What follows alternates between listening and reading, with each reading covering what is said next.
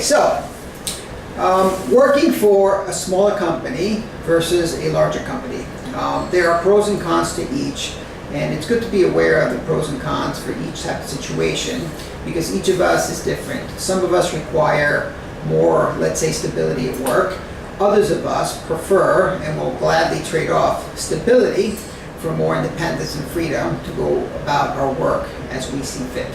So I have had a very, very good experience in my 25 plus year career to have worked approximately half of that career for smaller firms and approximately half of that career for very, very large firms, specifically banks. Okay, so I'm fortunate because I've had a bit of a taste for both environments.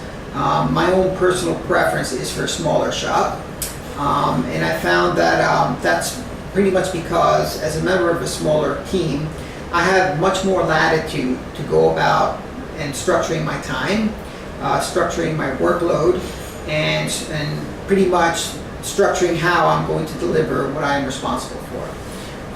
Larger organizations, and again in my case banks, are very, very rigid. They're very, very expansive. I find that I have to deal with a wide number of colleagues on a regular basis.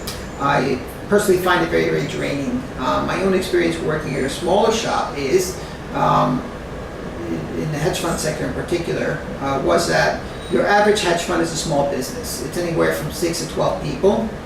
And I found it much more to my liking having to interface with 6 to 12 people on a daily basis, as opposed to having this wide swath of people that I had to, follow up with on a constant basis. So that's my own personal preference for a smaller shop. Now, smaller shops are much more volatile. Nowadays, we're looking at a very, very active space, in particular in the fintech sector. So fintechs are basically startups, technology companies. And you'll find that the cultures of these tech shops can be quite intense. The pace can be very, very fast. And it requires one to be able to shift, okay, on a dime basically, drop what you're doing and address whatever it is that's new that's coming down the pike, so to speak, okay? Another way I like to look at a smaller shop is you're flying without a net. And what I mean by that is you simply, in a smaller shop, don't have the resources that you could find at a larger organization, namely a bank.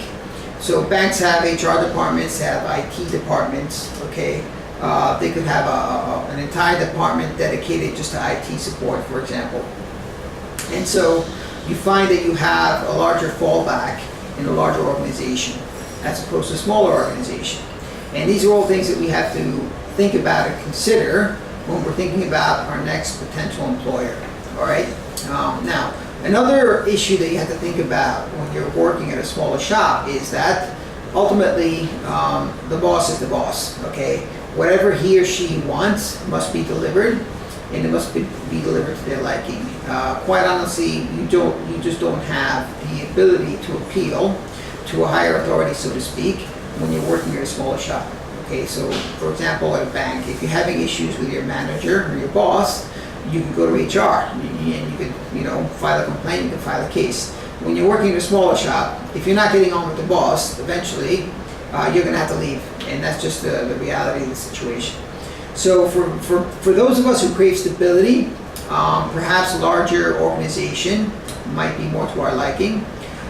For those that find a very large organization to be just too rigid, and for those of us that can live with the instability, the volatility of a smaller shop might be the best option.